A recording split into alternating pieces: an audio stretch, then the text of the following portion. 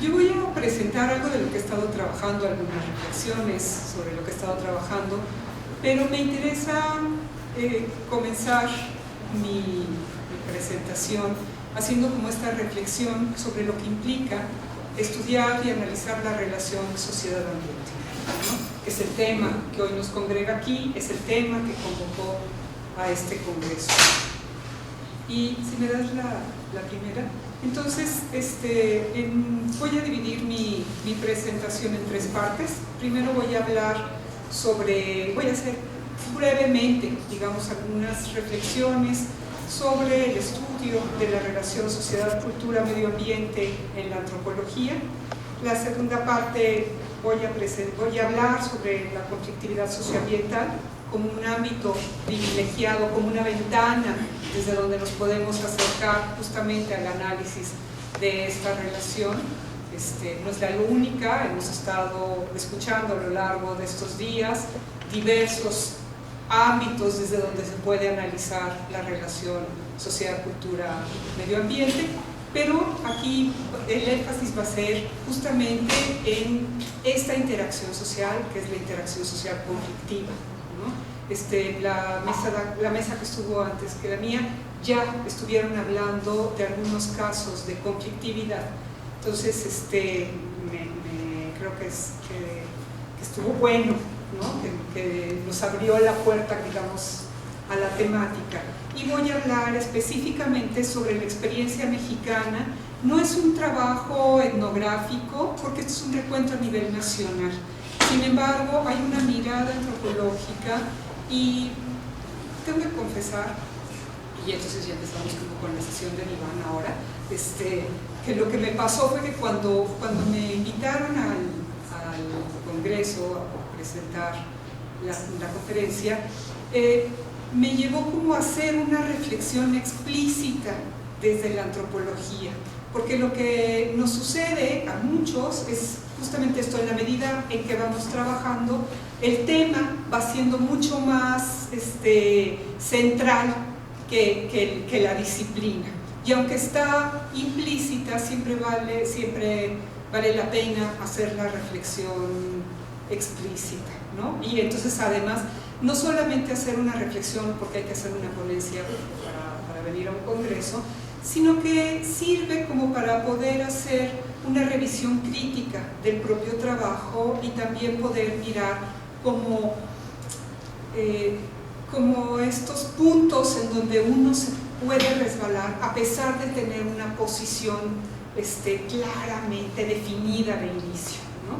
Entonces, pues sí, o sea, mi presentación de ahora trae, además de una serie de reflexiones, una revisión de mi propio trabajo y una reflexión explícitamente antropológica, ¿no? Y un posicionamiento explícitamente antropológico. Y también tengo que confesar que me dio mucho gusto, porque trabajando temas de procesos socioambientales desde hace muchísimos años, lo que sucede es que también uno se va moviendo y bueno, sí, yo creo que yo era como una antropóloga revisa, ¿no? Lo tengo que confesar. Y entonces esto me ha ayudado, en esta reflexión, me ayudó como decir, ok, qué padre se ve desde la antropología, ¿no? O sea, sí hay un montón de herramientas desde donde podemos trabajar. Entonces, bueno, esta es la idea, ¿no? O sea, la idea no es solamente presentar un trabajo, poner un tema a discusión, sino también ver cómo se va construyendo y cómo vamos construyendo teóricamente, conceptualmente y metodológicamente nuestro propio objeto de investigación desde una posición antropológica.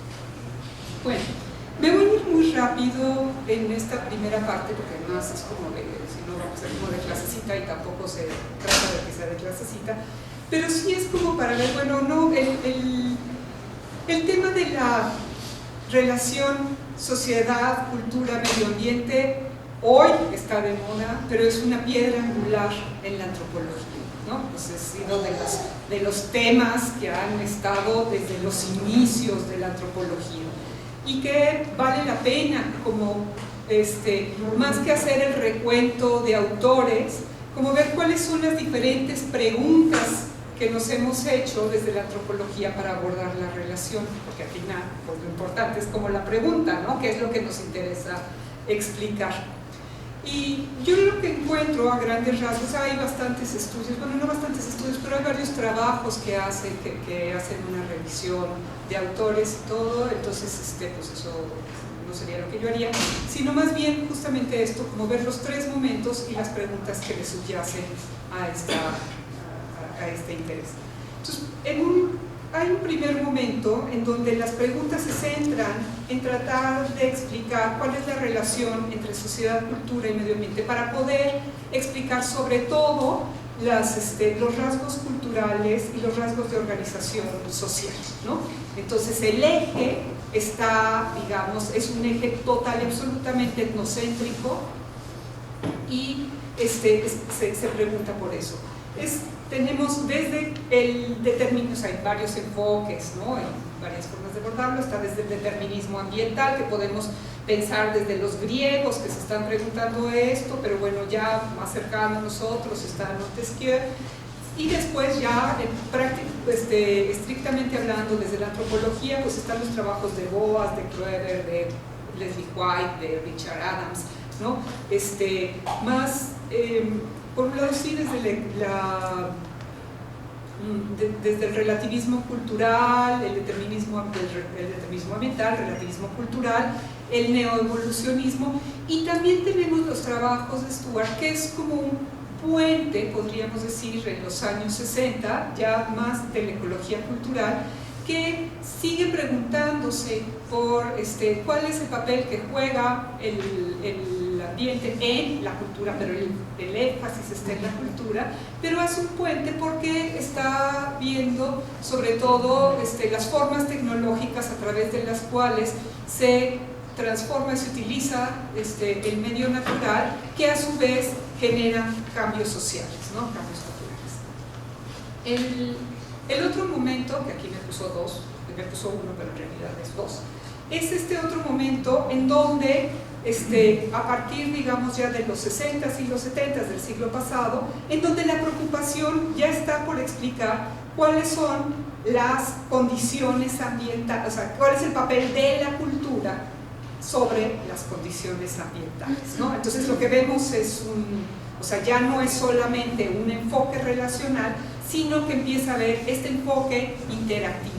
Y lo que se cambia, lo que se modifica es el énfasis, ¿no? Si antes el énfasis era tratar de explicar la cultura, ahora lo que nos interesa es tratar de explicar las condiciones ambientales. Entonces, bueno, están estos trabajos de antropología ecológica, la etnoecología, el neoinstitucionalismo, o sea, son estos trabajos ya mucho más cercanos, ¿no? Está Stuart con la antropología ecológica y ecología cultural, pero sobre todo Baida y Rapaport, están los trabajos de Toledo aquí en México, más el de etnoecología, y los trabajos de Ostrom, que aunque ella es economista, pero ella va a analizar justamente estas formaciones y organizaciones sociales, las instituciones, y el papel que juegan las instituciones normativas en el manejo y en las condiciones del ambiente, ¿no? Y por último, encontramos hoy estos son acercamientos muy sistemáticos y grandotes, ¿no? Pero bueno, está este enfoque también de la ecología política, la ecología política más materialista, más marxista, la ecología política postestructuralista, el postdesarrollismo, y tenemos estos autores como Martínez Alier, Escobar, Enrique Lev, nuevamente tenemos a Toledo, tenemos a Budinas y otros historiadores en América del Sur, en donde ya no es solamente ver cuál es el papel de la cultura o cuál es el papel del medio ambiente en la cultura, sino tratar de entender la relación sociedad-ambiente en el marco de las relaciones sociales, en el marco de las relaciones de poder, en el marco de las relaciones de producción, ¿no? Y de distribución de la riqueza.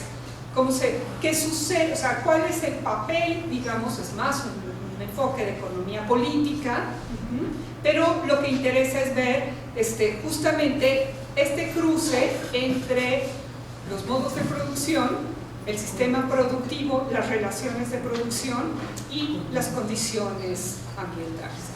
Y en el caso, digamos, postestructuralista, del enfoque postestructuralista de Miquelet, de Arturo Escobar, ellos a su vez están planteando que no es solamente una dimensión material lo que nos interesa, sino también está esta otra dimensión de construcción de sentido. Entonces, bueno, yo me posiciono, digamos, en mi análisis desde una perspectiva de la ecología política, ¿no? Y desde la ecología política, pero desde si me das la que sigue, desde un enfoque de antropología del poder. ¿Por qué? Porque lo que sucede es que si bien parte la ecología política de tomar en consideración que toda la relación sociedad-ambiente está atravesada por relaciones de poder, lo que nos pasa con el enfoque de la ecología política es que nos deja muy, nos lleva mucho desde una dimensión más material, ¿no?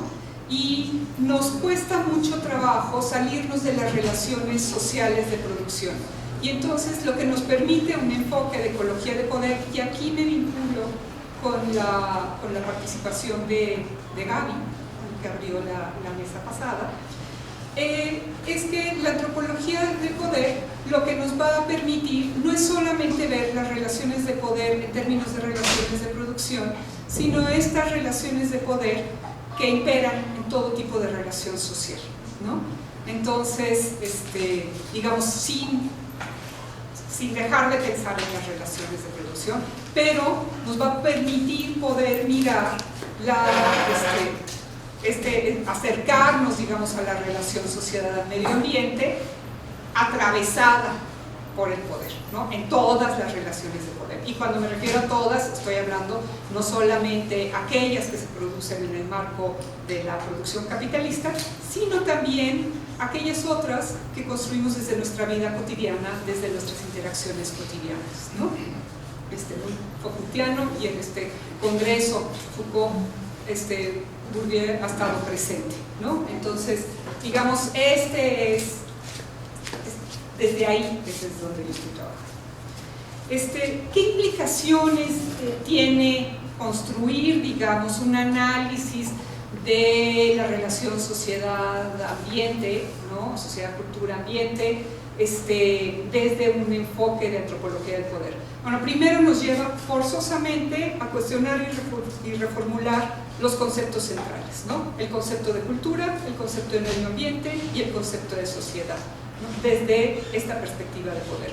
¿Qué autores nos sirven? O sea, podemos seguir pensando en la idea de cultura, de las culturas cerradas, homogéneas, que nos explican todo, de estos cuerpos total y absolutamente coherentes, ¿no? O sea, esta crítica que hace la propia antropología de su propio objeto de estudio es recuperada en esta antropología del poder, ¿no? Y es necesaria cuestionar este enfoque tradicional de la antropología que nos lleva a pensar en la cultura, para empezar, que existen las culturas, la cultura rarámuri, ¿no? La cultura mexica, la cultura. Entonces rompemos con esta idea y más bien nos acercamos al hecho cultural, ¿no? Al hecho cultural, a las prácticas y a las representaciones.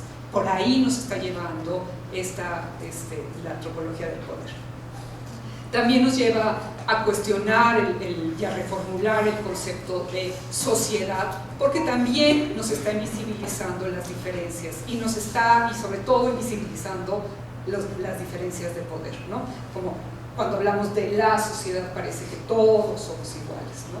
Cuando en realidad, entonces, bueno, en este caso sí nos ayuda autores como Bourdieu para poder pensar más bien en los espacios sociales como campos de relaciones que construyen redes y construyen lo social, ¿no? Más que pensar en este concepto. Y por otro lado, con respecto al concepto de medio ambiente, también esta necesidad de no estar pensando en el ambiente como lo que está fuera, lo que tiene que ver con en el campo, ¿no? Con el vinculado a lo rural o a la naturaleza prístina, intocada y demás, sino más bien estar pensando al medio ambiente como una construcción, ¿no? Como una construcción social, como un constructo de relaciones y como un constructo de sentido, ¿no? Y que además eso nos ayuda entonces para poder entender también pues los conflictos, estos que le llamamos conflictos socioambientales en ámbitos urbanos, donde se está y en ámbitos rurales, en donde lo que se discute es el ambiente como un ámbito de vida, como un espacio de vida, de producción, de reproducción, ¿no? Entonces, bueno, desde ahí, o sea, el asunto es que sí, nos plantea retos, ¿no? O sea, no es nada más la voluntad de querer acercarnos a analizar desde la cultura, desde no sé qué, sino que nos plantea este reto teórico, este reto conceptual de reformular, ¿no? Y de criticar nuestros propios conceptos. Por otro lado, el otro asunto es que cuando seguimos pensando en esta idea de sociedad, cultura, medio ambiente como compartimentos separados, ¿no? Nos cuesta mucho trabajo pensar en analizar la relación, porque pareciera que tenemos que entender el ambiente, pero por un lado, y entonces entender toda la dinámica estrictamente ecológica, ¿no? En términos de funcionamiento del ecosistema, y después ver cómo funciona la sociedad, y después ver, o sea, y entonces pues sí, no, o sea, no hay forma, ¿no?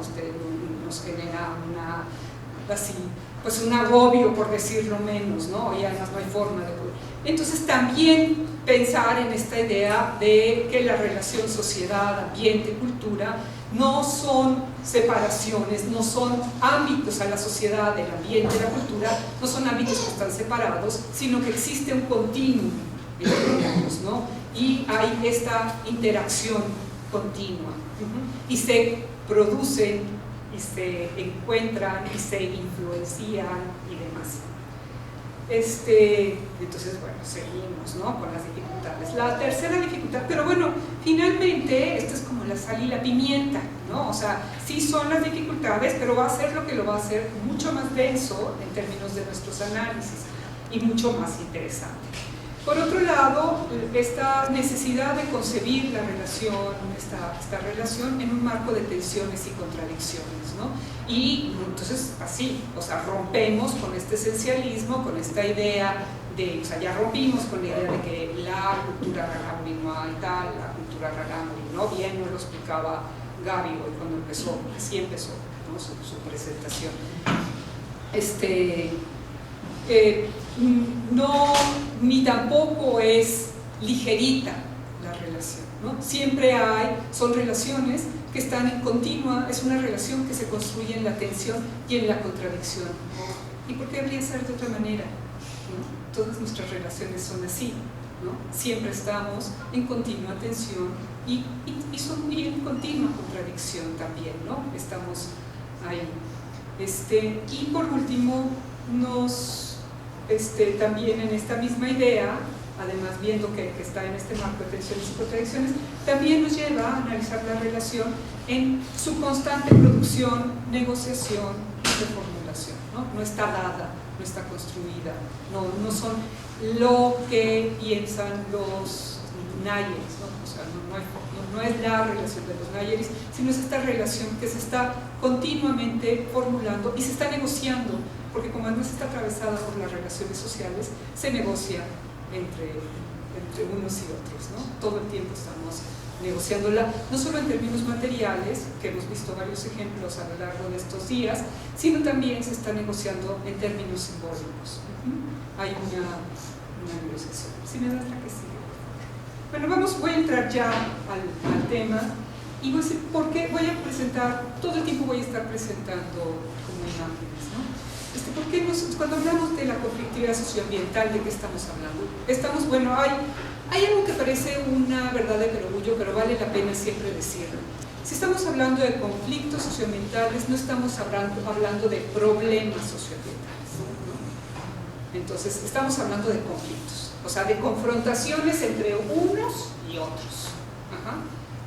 Puede ser que a causa de un problema ambiental, pero no todos los problemas generan conflicto, no todos, y no, o sea, como que ahí eso es algo que tenemos, y no todos los conflictos socioambientales tienen que ver con problemas socioambientales, ¿no? Es la distinción entre la contaminación del aire no necesariamente genera una conflictividad, ¿no?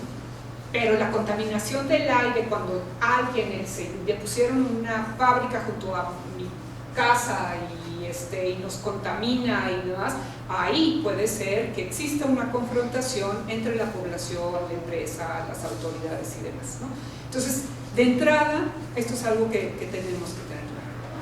Hoy por hoy, el tema de la conflictividad socioambiental está en la mesa, ¿no? O sea, nos lo encontramos, abran los periódicos. El trabajo que yo hice fue a partir de información periodística. No son todos los que hay, faltan muchísimos, pero simplemente de que hoy ya están en el periódico significa que los tenemos enfrente, ¿no?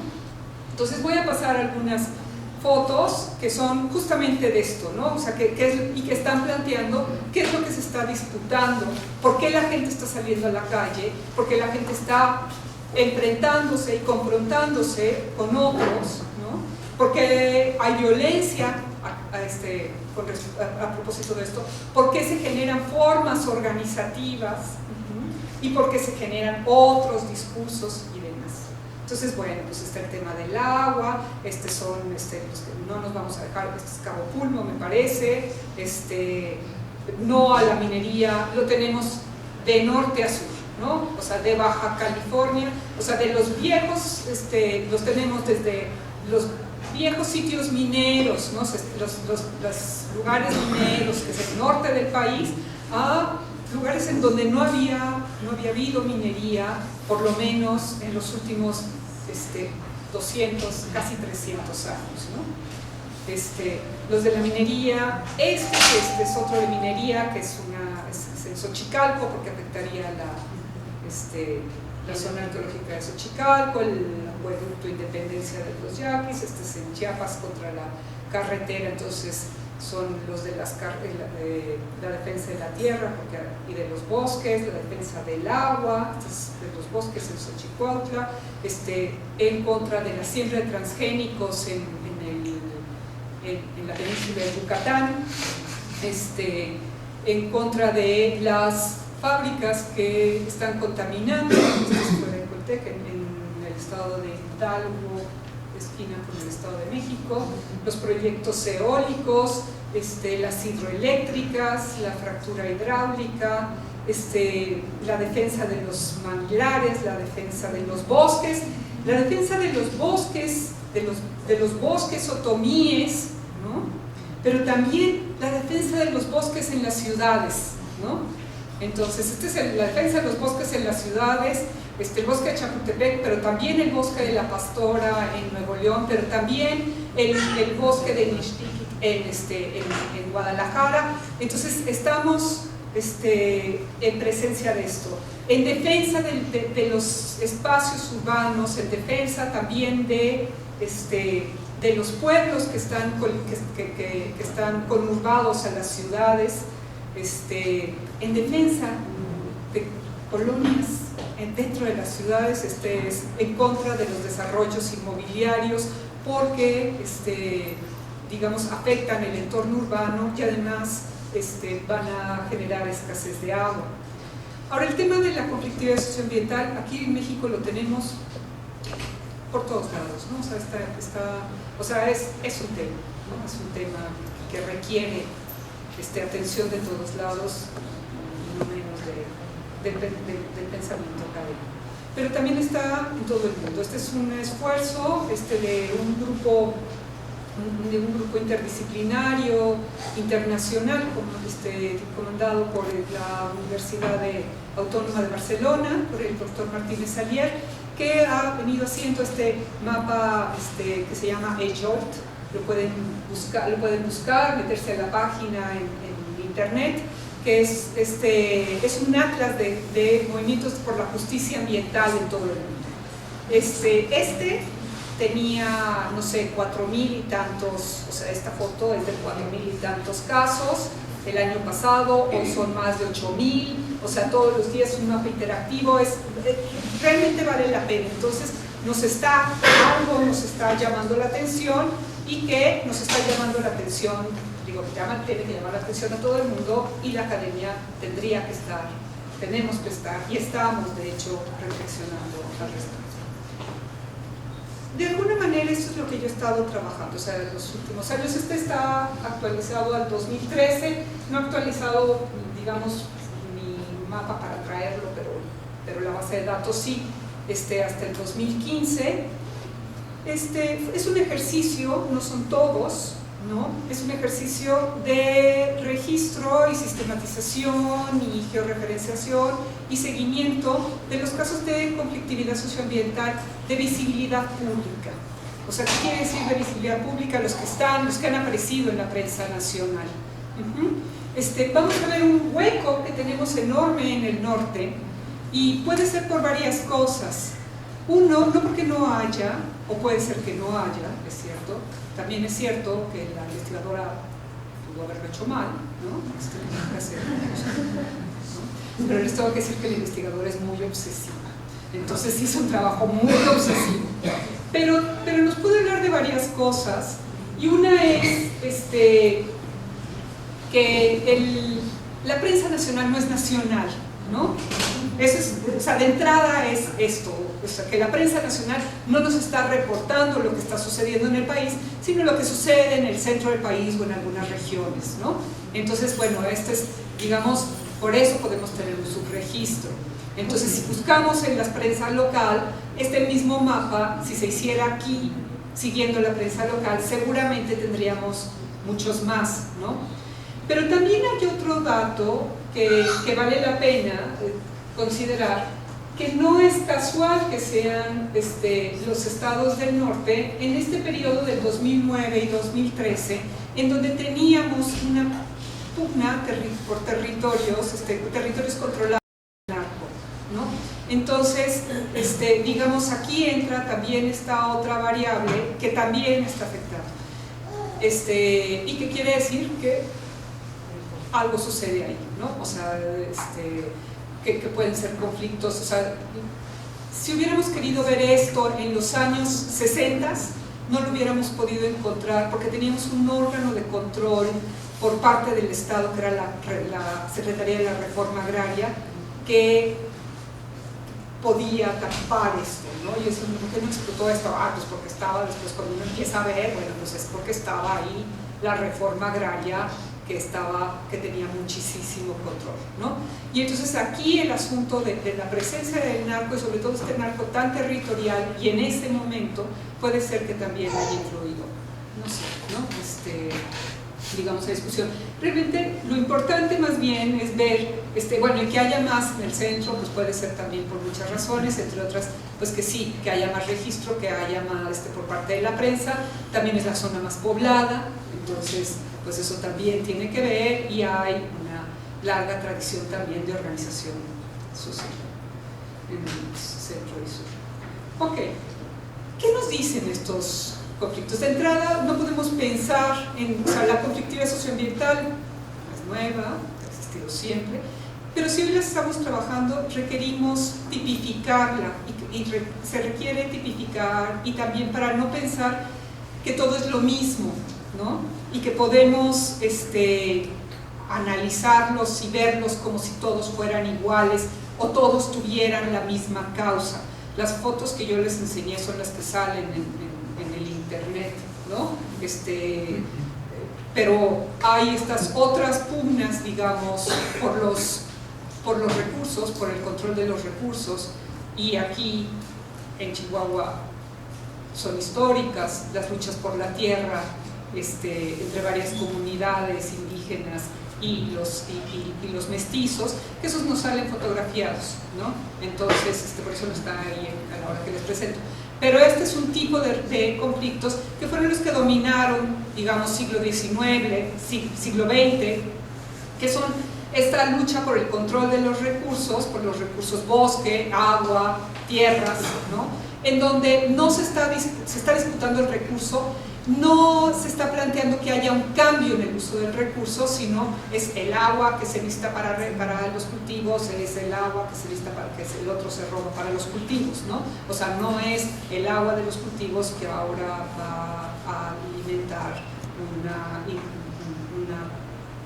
termoeléctrica, ¿no? O sea, no hay un cambio en el uso. Estos son, digamos, que si hubiéramos hecho este mapa en el siglo pasado, estos hubieran dominado. Si hubiéramos hecho el mapa a finales del siglo pasado, digamos, cuando se delinea la política ambiental de este país, lo que nos hubiéramos encontrado son muchos conflictos que tienen que ver con la gestión de los recursos o con la normatividad para el uso de los recursos. O sea, cuando se empezaron a hacer decretar la mayoría de las áreas naturales protegidas de la nueva era, no los parques nacionales del cardenismo, sino los de la nueva era, hubo muchísima conflictividad porque son estos conflictos de gestión. Igual cuando se crearon los comités de cuencas y demás, ¿no? Pero lo que nos empezamos a encontrar ahora, y que estos son los casos que dominan, son estos conflictos que tienen que ver con la afectación y con el riesgo de afectación socioambiental, ¿no? Hoy hay conflictos por el deterioro, hoy hay conflictos por la destrucción.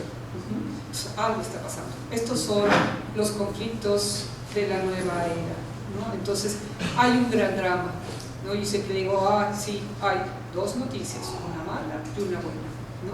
La mala es que el país está destruido completamente. La buena es que hay muchísimos conflictos. Es una buena noticia, porque quiere decir que la gente se está movilizando en contra de la destrucción. Entonces, ya de entrada, eso nos da una lucecita, ¿no? Eso es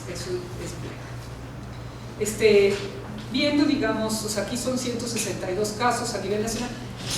Podemos, Víctor Toledo dice, hay 300, podemos, el número no importa, de todas maneras encontraríamos más o menos lo mismo, ¿no? En términos porcentuales. Entonces, lo que, visto en términos porcentuales, lo que nos encontramos es que los conflictos que hoy dominan son estos, ¿no? Estos son los que están dominando, los conflictos por afectación. Y ahora lo que voy a hablar son esto, ¿de qué nos están hablando los conflictos? Cuando los analizamos, ¿de qué nos hablan? Bueno, nos hablan de varias cosas. Gaby ya nos lo mencionaba, ¿no? Cuando ella analiza los megaproyectos. Efectivamente, tenemos todos estos conflictos por megaproyectos que nos están hablando de este proceso de expansión del capital. Entonces, no podemos obviar, digamos, ubicar estos conflictos en el momento del desarrollo capitalista neoliberal, ¿no? Entonces, nos están hablando de este proceso de expansión del capital, de la instauración de un modelo económico extractivista, nos están hablando de este proceso de mercantilización del ambiente y de privatización de lo público, que también lo hemos estado viendo, pero también nos están hablando de las omisiones y de las ausencias del Estado que tienen que ver también con esta configuración del modelo neoliberal. Y de la forma como se decide la gestión pública de los bienes naturales y del territorio, con decisiones de gestión no consensadas, no consultadas, pero también empezamos a ver que nos están hablando de la presencia de otros actores, que es como el crimen organizado, ¿no? Que ya no lo podemos obviar ni pensar que es un asunto que no tiene que ver con nosotros. Nuevamente hago el pastelito, ¿no? Para mostrar cómo la mayoría de estos casos de conflictividad que se analizan, o sea, que vemos a lo largo del país, 75% están relacionados con un proceso de expansión del capital que se expresa en algún tipo de estos megaproyectos, ¿no? ¿Cuáles son? O sea, ¿dónde se está invirtiendo el capital? En minería, en los procesos de urbanización, a través de los desarrollos inmobiliarios, la construcción de centros comerciales donde ya no se necesita más, o sea, de la promoción del consumo, ¿no? Las miles de gasolineras, frente de otras, la construcción de centros recreativos en espacios públicos o los proyectos de disposición de residuos, ¿no? Porque más hoy hoy prácticamente en todos lados está concesionado el servicio público de limpia y que hace que sea el gran negocio, ¿no? Y entonces lo que se fomenta, mientras más basura, más cobro. Entonces tenemos esto, y bueno, y además pongo el basurero o el relleno sanitario pues donde mejor me compensa, donde mejor me convenga, y entonces ahí encontramos muchísimos casos de oposición porque nadie quiere tener un basurero en su casa. Estos son los procesos de urbanización. Tenemos estos, se está invirtiendo en la industria de la energía, ¿no? En la energía eólica, térmica, hídrica, regasificadoras, porque se ha creado un mercado de energía, ¿no? O sea, no es esta idea de porque necesitamos energía en el país, no, se ha creado un mercado de energía y entonces es redituable vender energía. En las obras de infraestructura que permiten y garantizan el flujo de personas y de mercancías, en las grandes obras de infraestructuras, presas de almacenamiento, carreteras, puertos, aeropuertos, en los proyectos turísticos y agronegocios. Digamos, puede haber otros, pero el grueso del capital se está invirtiendo ahí, ¿no? Es de lo que nos hablaba también Gaby, mencionando, o sea, que podemos entender desde esta lectura de David Harvey, ¿no? Que David Harvey habla con este proceso de acumulación, o sea, en este momento del desarrollo capitalista que busca la acumulación porque hay un exceso de dinero que requiere ser invertido para generar más ganancia. Entonces, si en el siglo XIX el capitalismo avanzó, digamos, a través de la extracción de plusvalía por el trabajo de los, o sea, quitándole, robándole al trabajador, en este momento es a través de estos procesos de despojo, ¿no? Entonces, vemos cómo nuestros marcos teóricos nos van explicando, ¿no? Por eso, digamos, este enfoque de la ecología política nos permite entender nos permite formular preguntas, ¿no? De qué está pasando. Bueno, entonces, a la hora del pastelito, pues esto es lo que encontramos, ¿no? De los casos de conflictividad, 28% tienen que ver con estos procesos de inversión en procesos de urbanización. Sigue, el siguiente es el 20% de la conflictividad tiene que ver con la minería, ¿no? El tema de la minería está grave, ¿no? Está grave en todos lados.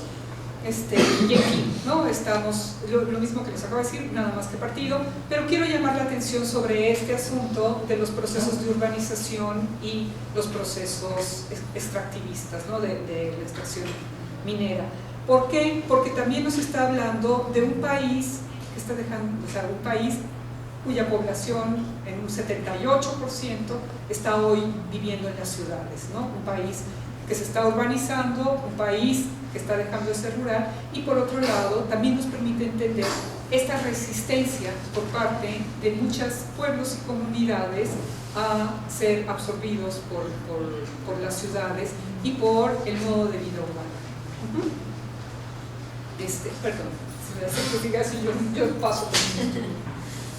Voy a seguirme preguntando de qué nos hablan estos conflictos. Ya vimos, digamos, esta dimensión estructural. Pero entonces, además de esta dimensión estructural, nos están hablando de qué tipo de afectación está habiendo sobre los bienes naturales, sobre los ecosistemas o sobre los entornos. ¿Se acuerdan que cuestionamos este concepto de medio ambiente y lo ampliamos para poder entenderlo como entorno de vida? ¿Y cuáles son los impactos sociales también? O sea, esto es por qué la gente se enoja, ¿no? O sea, ¿por qué están saliendo a la calle? ¿Por qué se exponen? ¿Por qué se exponen a que los amenacen, los golpeen, los maten, los metan a la cárcel, en fin? ¿Por qué están saliendo? Bueno, pues porque hay una serie de afectaciones, ¿no? O de un riesgo de que pueda ser afectado. Y entonces tenemos, en lo que se refiere a la afectación, digamos, ambiental, todo esto es a partir de dónde saqué los datos, a partir de lo que la gente dice por qué está confrontado, cuáles son los motivos de la confrontación, por qué están en la calle, ¿no? O por qué están en las cortes, o por qué están en derechos humanos, o por qué se están confrontando.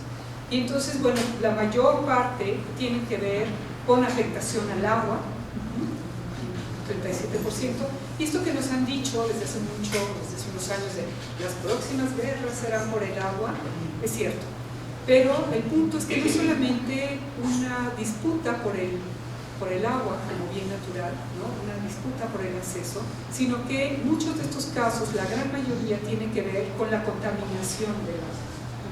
Entonces no es solamente un asunto del acceso y la disponibilidad, sino de la calidad. Entonces la gente sale a la calle o defiende el agua o se queja, ¿no? O se arriesga porque el agua está contaminada y el agua que tiene o puede ser contaminada. Es el agua, las tierras de cultivo, y ese amarillo es interesante porque son las áreas naturales protegidas. Entonces, en los años 80 y en los años 90, muchos conflictos eran porque se creaban áreas naturales. Y hoy hay un 12% de casos de conflictividad, bueno, puede ser que un poquito menos, como un 11%, que tienen que ver con la defensa de las áreas naturales protegidas. Y lo más irónico es que tienen que defender que la gente está saliendo a la calle o está yendo a la corte o a los tribunales para defender las áreas naturales protegidas de las mismas autoridades que hace 20 años las crearon, ¿no? Es así como, me parece que todo está al revés, ¿no? Sí. Entonces, bueno, y en términos de los impactos sociales, lo que dice la gente, o sea, dice, bueno, es que la contaminación del agua, o la contaminación del aire, o la destrucción de tierras de cultivo, o la construcción de las presas hidroeléctricas que modifica el entorno natural, tiene impactos sociales, ¿no? El 47% de estos casos están reportando afectación en actividades productivas, sobre todo agricultura, pesca, ganadería, pero también tenemos afectación de actividades productivas como el comercio local, y esto sobre todo la construcción de los Walmarts, Chedrauis, etcétera, que dañan el comercio local, ¿no? Y las economías locales, las rompen, las arruinan, ¿no? Entonces, digamos, ahí también está. Un 37% está hablando de impactos sobre la salud, ¿no? o de posibles impactos a la salud. Otros, un 25% está hablando de impactos en aspectos de identidad y cultura, y un 20% que lo que sucede es que esto rompe cohesión comunitaria. La cuestión de la cohesión comunitaria no es que se piensen que las comunidades han sido cohesionadas y que eran todas felices. De alguna manera, justamente lo que ha sucedido es que hay toda una ingeniería de conflicto, sobre todo las empresas mineras. Hay quienes han venido documentando esto, de cómo cuando llegan aprovechan las fisuras sociales y generan rupturas mayores, ¿no? Y rupturas que además generan mucha violencia, porque lo que se pone en el medio es: por tu culpa no voy a tener trabajo, ¿no? O por tu culpa mi hijo se enfermó y se murió, ¿no? O sea, tenemos como estas. Entonces, Pero bueno, nos está hablando aquí, o sea, la gente está mencionando estos aspectos. ¿De qué otra cosa nos hablan los conflictos socioambientales? Nos están hablando también, cuando nos acercamos un poco más, de procesos organizativos locales, regionales, nacionales y transnacionales, ¿no? O sea que ha habido, no es solamente que la gente esté saliendo a la calle, sino que vemos a lo largo y ancho del país la creación de una serie de frentes de pueblos, consejos de pueblos, consejos de comunidades, uniones, en fin, ¿no? Y que lo vemos, y vemos no solamente a nivel local, sino a nivel regional y también a nivel nacional, la Asamblea Nacional de Afectados Ambientales, estas redes mexicanas en contra de la minería, las redes mexicanas en contra de las presas, la red mexicana en contra del fracking, pero también tenemos estos otros movimientos como el M4, que es el movimiento mesoamericano en contra del modelo extractivo, que es un movimiento, literalmente es eso, mesoamericano, ¿no? Que llega hasta Panamá. Vemos una serie de alianzas colaborativas y estratégicas entre actores diversos, estos movimientos en que ya no son nada más a nivel local, sino que las alianzas con una serie de organizaciones, también mencionaba Gaby en el caso que ella hablaba, con estas organizaciones ONGs que trabajan, pero también con organizaciones ambientalistas, nacionales e internacionales, con otras organizaciones sociales, organizaciones de productores, pero también lo vemos con la academia, con el sector artístico, con los músicos, con escritores, y vamos viendo cómo se van creando esta serie de alianzas, ¿no? Algunas son alianzas estratégicas, otras están generando otro tipo de relación. ¿Por qué? Porque simplemente con la relación con la academia coloca al propio académico que se vincula en una posición distinta, ¿no? En que se tiene que cuestionar su propio trabajo, su para qué, y además pues cuestionar el sistema de puntos en el que estamos, porque si nos vinculamos con los movimientos, no podemos seguir la lógica perversa de la productividad académica llena de puntuación, ¿no? Entonces, pues está interesante el asunto, por eso insisto en que hay muchas buenas noticias. Tenemos despliegue de múltiples estrategias de lucha, o sea, no es solamente la lucha que se está dando en las calles, son más del 55% de estos casos están peleando en tribunales, en diversos tribunales, en tribunal contencioso administrativo, en los tribunales agrarios, en la Corte Interamericana de Derechos Humanos,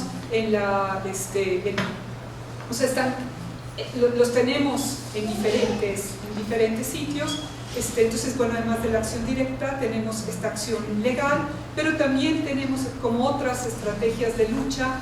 Estamos viendo que están proliferando las radios comunitarias, que están proliferando también la televisión comunitaria, o los medios alternos. Empezamos hay esta cuestión de, no sé si hay aquí en Chihuahua, pero en muchos lugares de nuestro país podemos ir hoy haciendo un recuento, deberíamos ir haciendo un recuento de todos los murales estos que estamos viendo a lo largo del país. Ahorita les voy a mostrar algo. También estamos viendo movilización de discursos.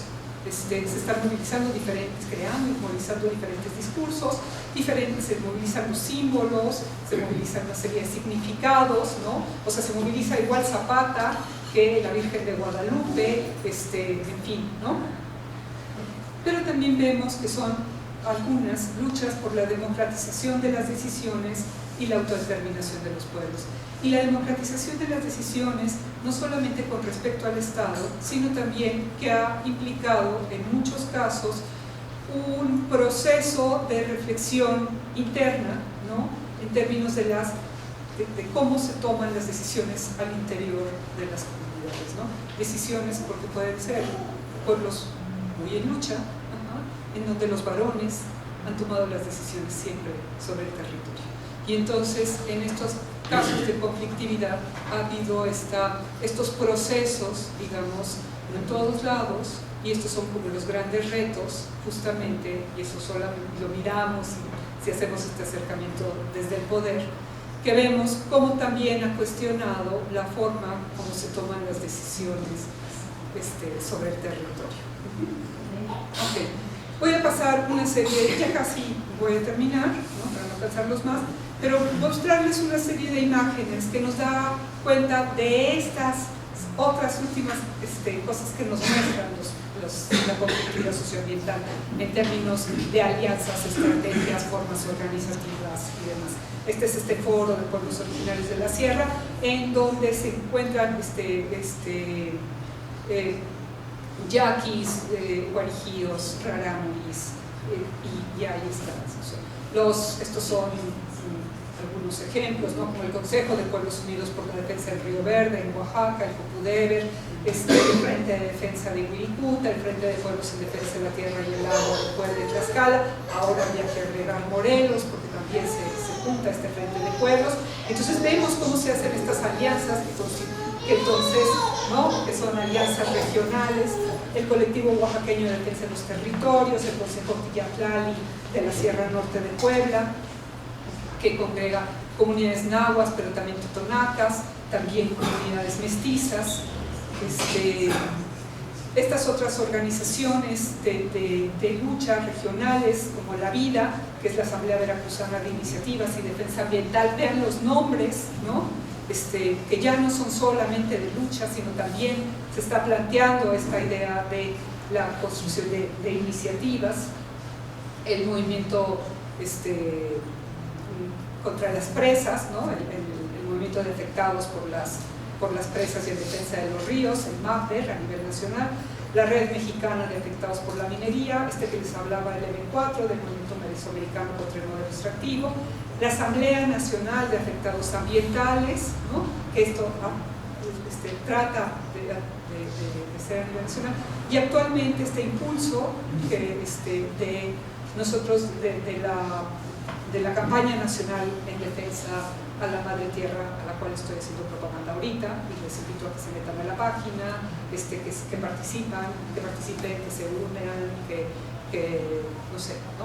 Está ahí, y que es este esfuerzo justamente de vincular y que resulta interesante. Estos son los proyectos de televisión comunitaria. Este es uno, el de TV Cherán, que surge en esta coyuntura de defensa de los bosques en Cherán, que se convierte en defensa de los bosques y después que redunda en un movimiento autonómico, ¿no?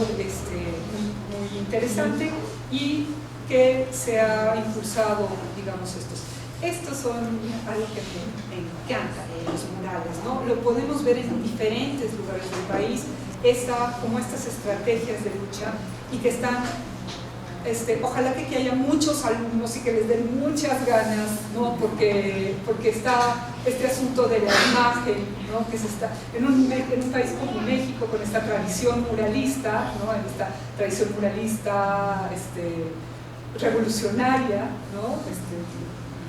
Del siglo XX, y cómo está retomada. Bueno, los zapatistas la retomaron mucho, ¿no? Las comunidades zapatistas la tienen mucho, pero ahí encontramos a lo largo del país muchos de estos murales que además nos muestran mucho de cómo se miran las cosas, ¿no? A través de la imagen.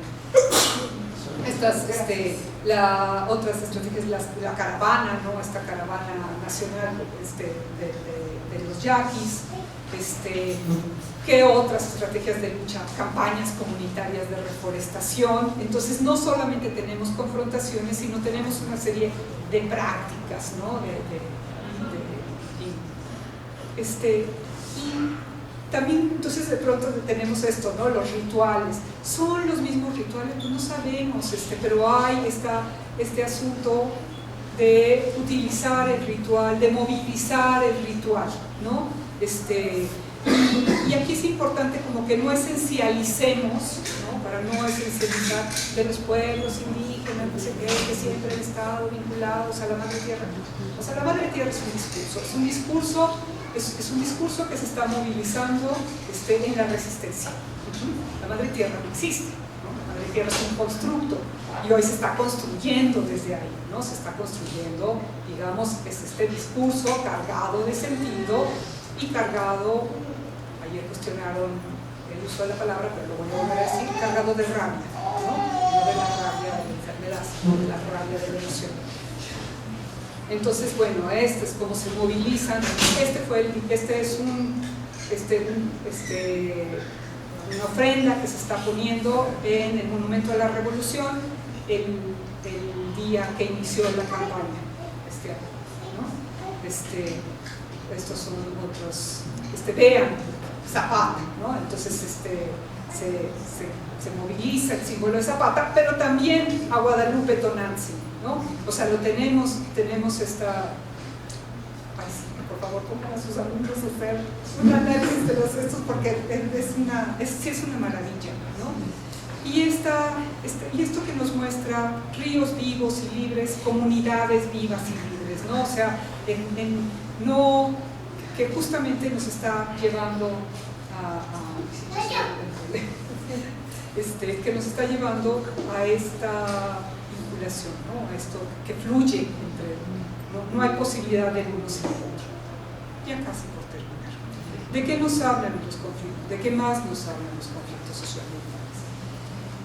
Bueno, además de estas tensiones, o sea, de las tensiones y luchas de poder con el sistema hegemónico, ¿no? Y sus expresiones violentas, prácticamente eso es lo que he estado hablando, también nos están hablando de las tensiones y luchas de poder internas que atraviesan esta relación, ¿no? O sea, estas tensiones entre varones y mujeres, estas tensiones entre jóvenes y viejos, estas tensiones entre aquellos que tienen derechos agrarios y quienes no los tienen, ¿no? Y entonces el asunto es aquí cuando se reivindica el territorio. Nos tenemos todos que preguntar cuál es el territorio, o los que sí lo estamos analizando, cuál es el territorio que se reivindica. Y ese es el trabajo de los antropólogos. Es el territorio de los varones, es el territorio de los ejidatarios, y entonces anulamos, dejamos de ver a los que no tienen derechos agrarios. Es el territorio de los jóvenes, es el territorio, o sea, de los jóvenes que normalmente ya no van a ser campesinos, pero que pueden reivindicar el territorio, pero que ya no quieren ser campesinos, ¿no? O sea, estas son, ¿y dónde están las tensiones? Este no es un trabajo, esto no es algo que vamos a ver, estas son las preguntas que nos tenemos que hacer, ¿no? O sea, realmente los conflictos socioambientales nos pueden hablar de eso si nosotros hacemos la pregunta. Si no hacemos la pregunta, no nos van a hablar de eso. Y podemos ignorar a las mujeres y a los que no tienen derechos agrarios y a los jóvenes y a los que, ¿no? O sea, todas las diversidades. Y entonces lo que hacemos es, desde la antropología, volvemos a construir al otro, ¿no? A la diferencia, cuando en lugar de dar cuenta de lo diverso. Y también nos hablan, eso si nos lo preguntan, de las territorialidades que están en disputa o de las territorialidades que coexisten, de la multiterritorialidad. Y entonces ahí está. Y estas son estas fotos, ¿no? O sea, aquí vemos esta linda foto, la foto donde vemos a la policía estatal de algún lugar, ¿no? Pagada con recursos públicos, defendiendo, protegiendo la maquinaria de una empresa que le podemos dar, le podemos poner el nombre porque lo tiene, es empresa Giga, esto es en el Estado de México. ¿Se acuerdan de una Casa Blanca?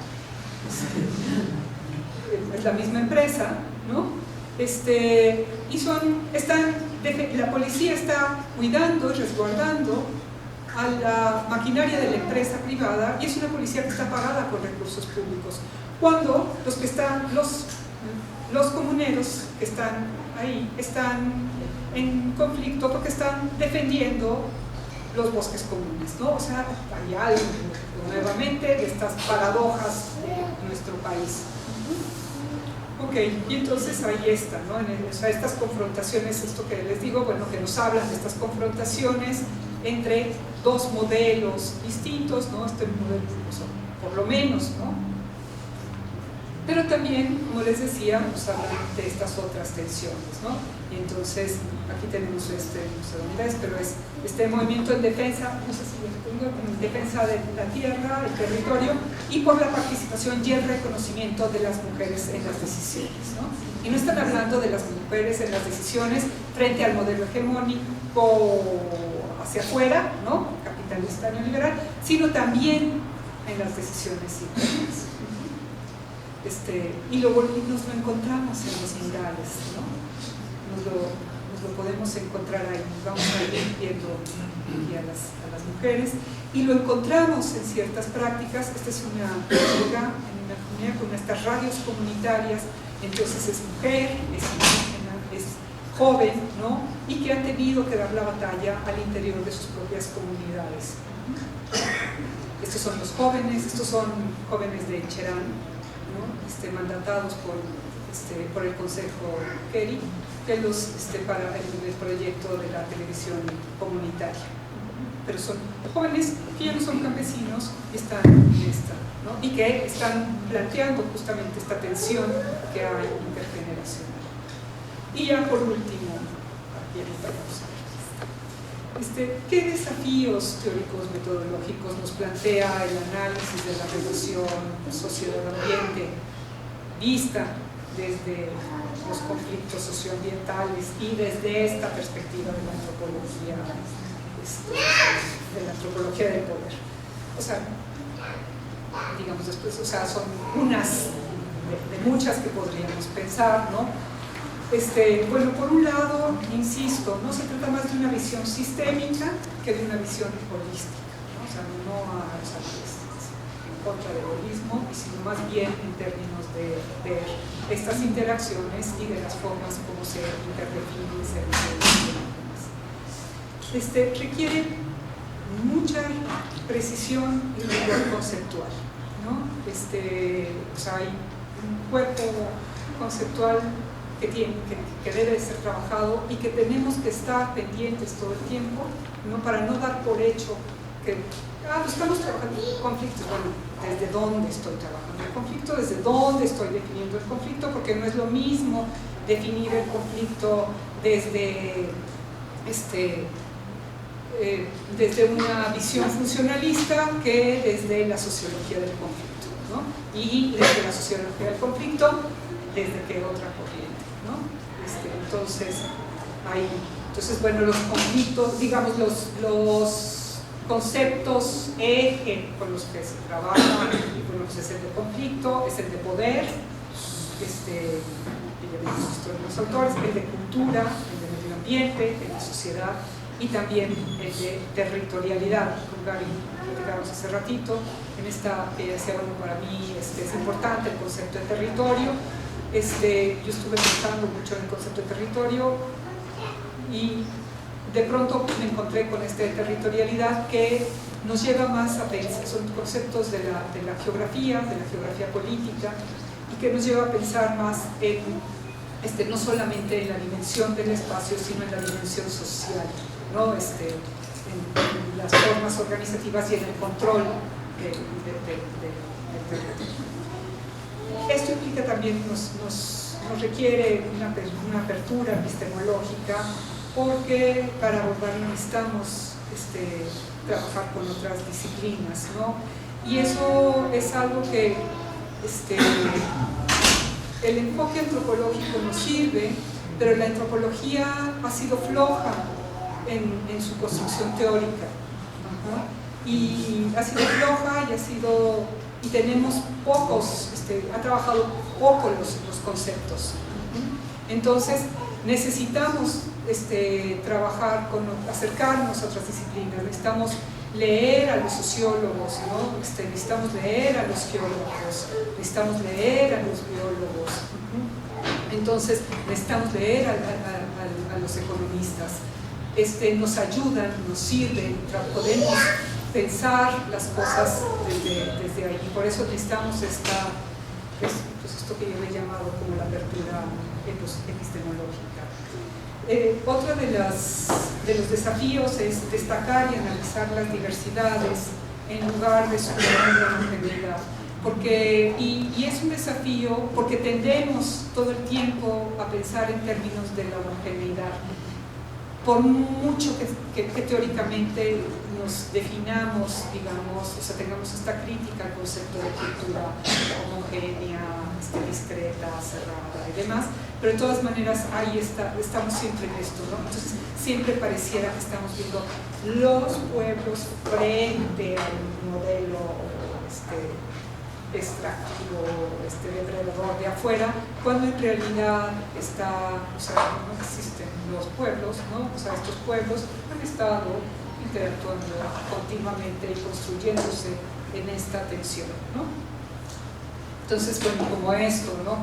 Y además, como estar cuidando de no estar invisibilizando, cuando hablamos de esto de quién hablamos y a quién invisibilizamos, ¿no?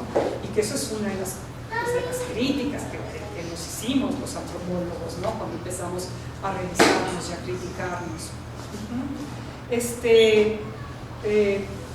Nos implica develar y analizar estas tensiones y contradicciones que ya hemos hablado, tanto las internas como las externas, pero también, además de develarlas, pensar en sus vinculaciones, ¿no? Y en su complejidad.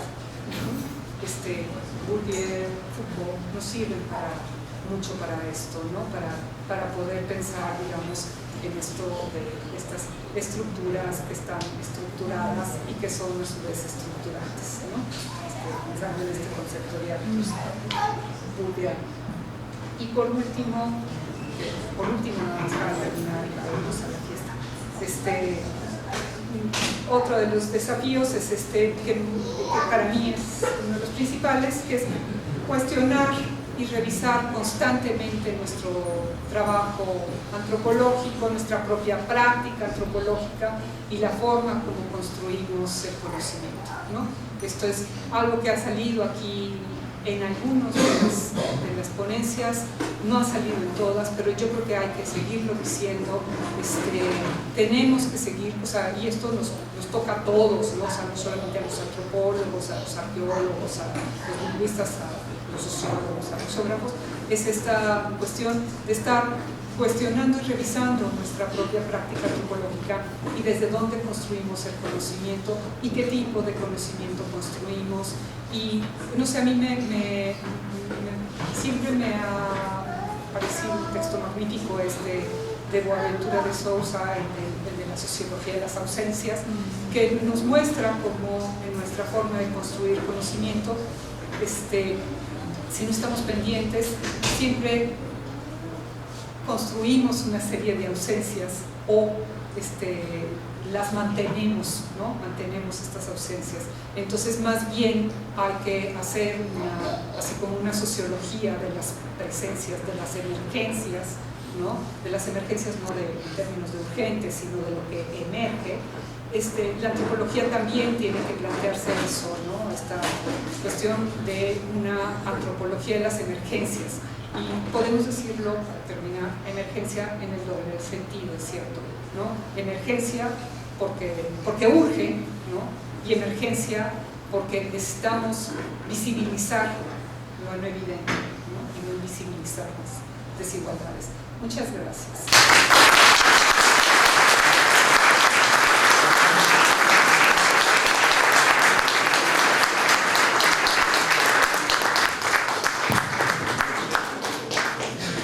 Bueno, pues agradecemos a la doctora por esta visión panorámica de todo el conflicto socioambiental en México y damos un pequeño espacio de preguntas y respuestas o algún comentario que tengan hacia la doctora, hacia su trabajo.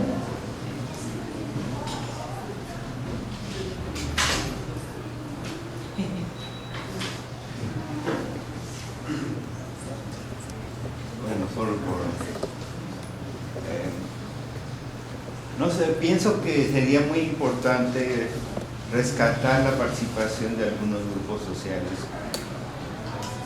Y en particular estoy pensando en las mujeres, fíjate.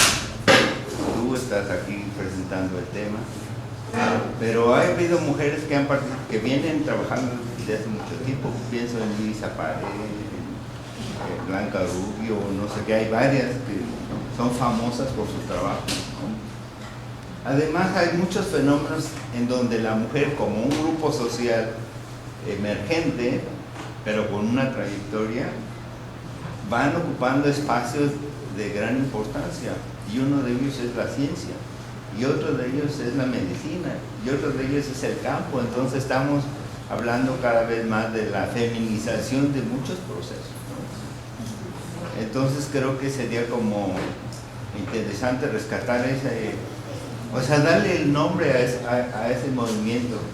Y solamente pongo un ejemplo pequeño que conozco de primera mano, que es la Sierra Tarahumara.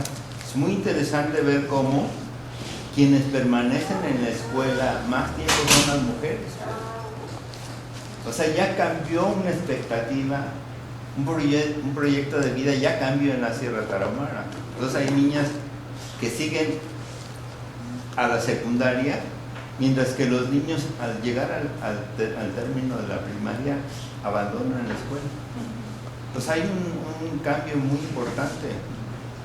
Entonces, no sé, creo que es como muy importante darle nombre y apellido también a los actores sociales y no dejarlo así tanto como hablar de los grandes capitales y, ¿no?, de las grandes ideas.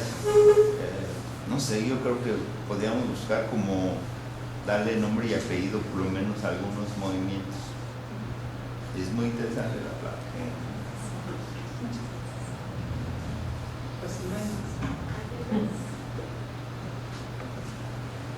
Yo tengo una pregunta.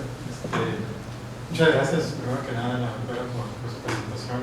Creo que, bueno, este tema evidentemente es muy importante en estos días en el norte de México. Entonces, su presentación nos invita, digamos, a abordar esos temas analíticamente de la antropología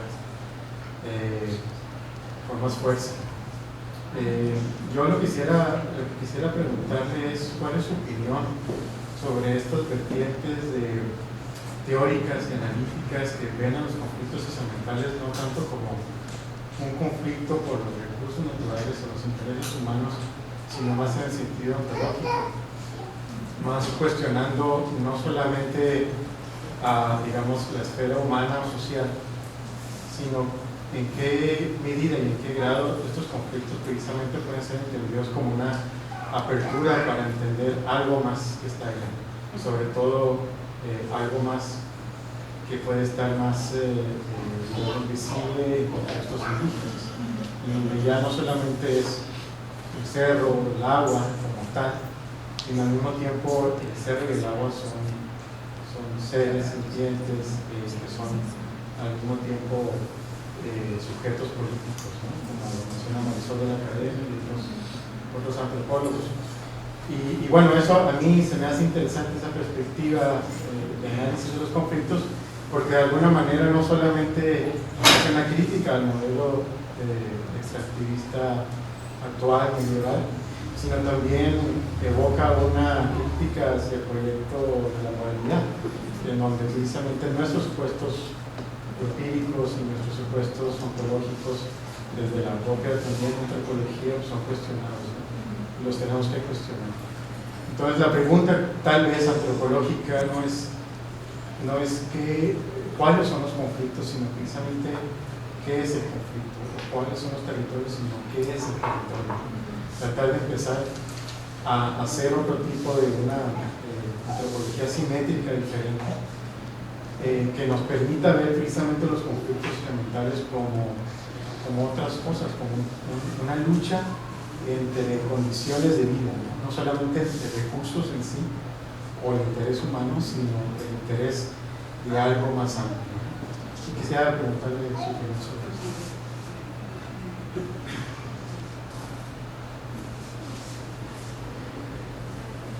Agradecer, felicidades, doctora, muy interesante su posición, sobre todo eso por lo de hay que unirnos como disciplina y trabajar de diferentes enfoques. Es una problemática.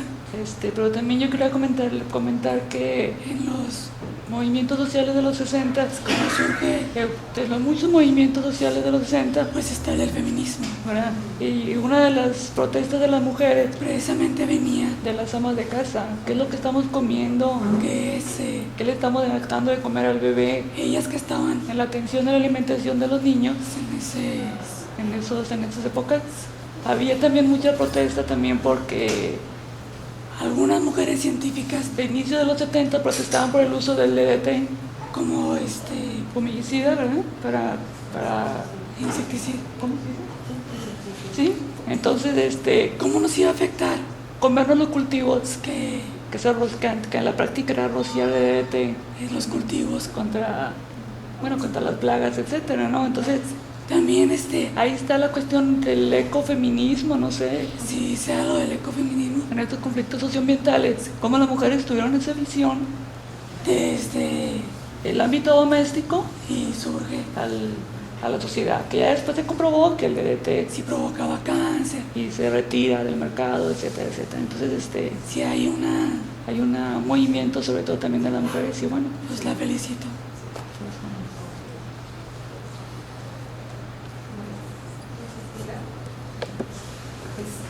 Muchas gracias por las preguntas.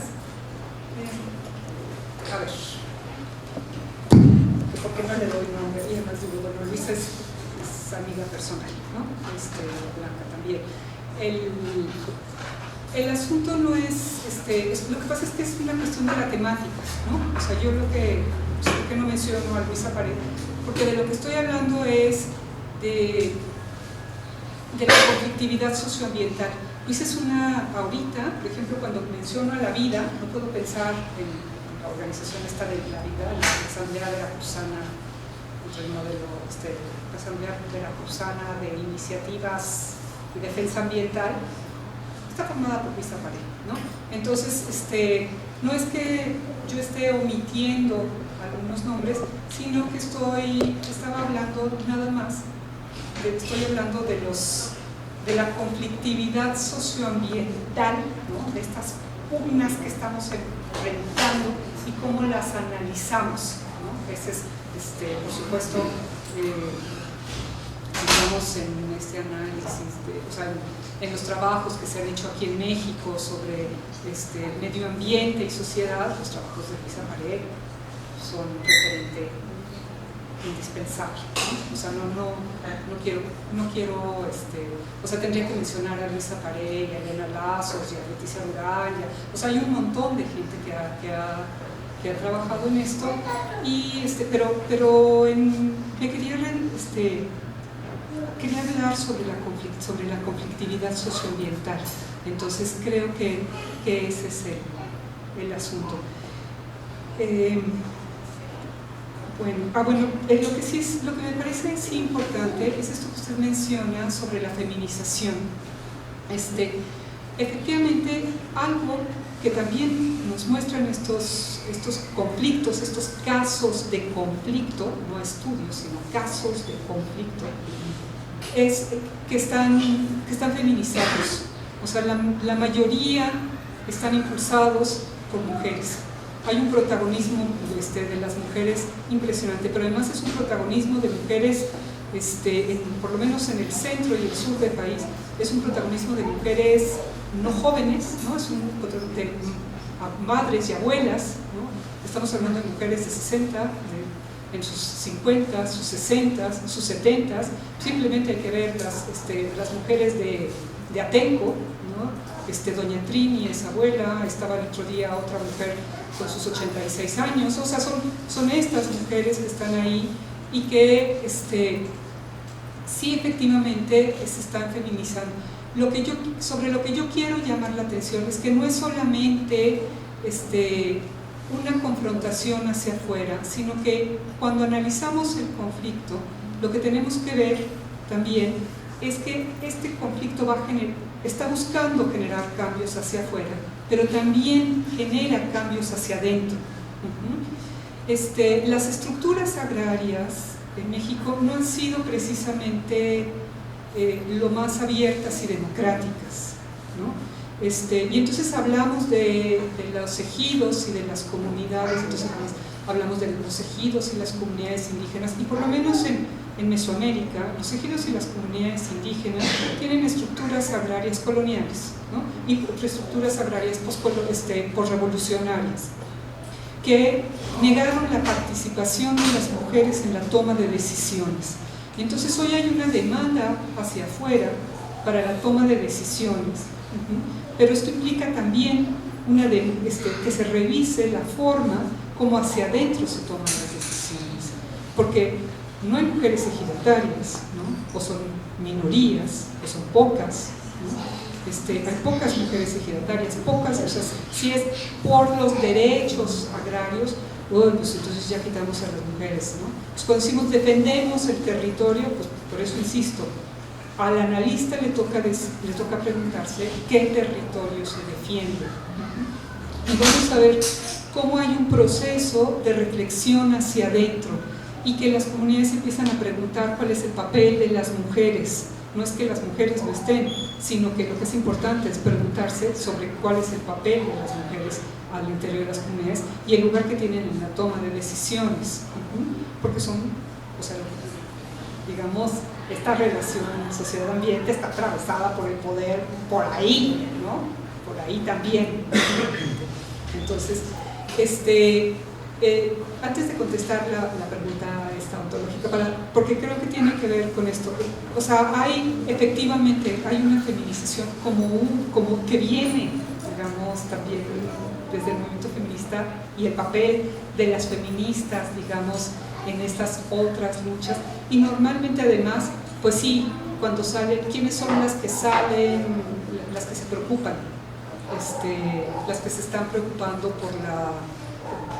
porque va a haber contaminación, pues sí, las mamás, porque entonces tienen que cuidar a los hijos, ¿no? Y tienen miedo de que sus hijos se enfermen.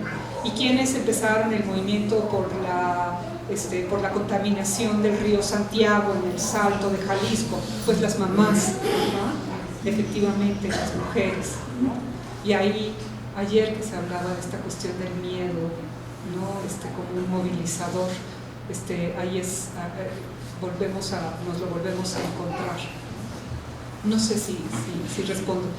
Y después a esta otra pregunta de los movimientos ontológicos, efectivamente, yo no, justamente el enfoque de la ecología del poder, de la antropología del poder, es un enfoque diferente, pero es cierto, o sea, hay